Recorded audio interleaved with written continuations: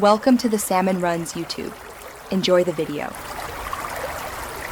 You're starting in Premiere Pro 2025 with a project open.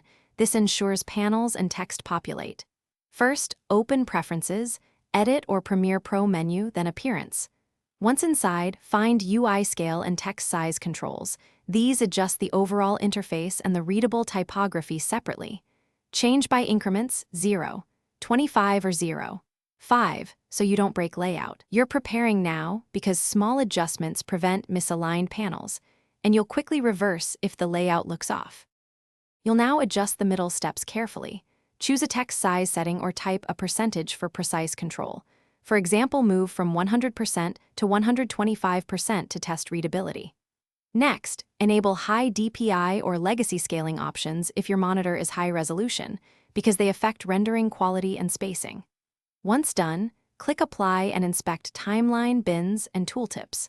If Premiere requests a restart, do it. This ensures fonts are reloaded, and the layout recalculates correctly so you don't get truncated labels. You're finishing up by verifying every panel displays correctly.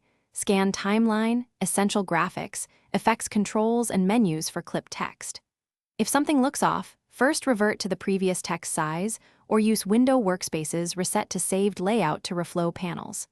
Make sure your GPU drivers are current, and as a last resort, delete Premiere Preferences on launch to rebuild settings. If problems persist, try a smaller increment and restart. This often resolves rendering glitches without losing your custom workspace. Thanks for watching. Consider subscribing if we helped you.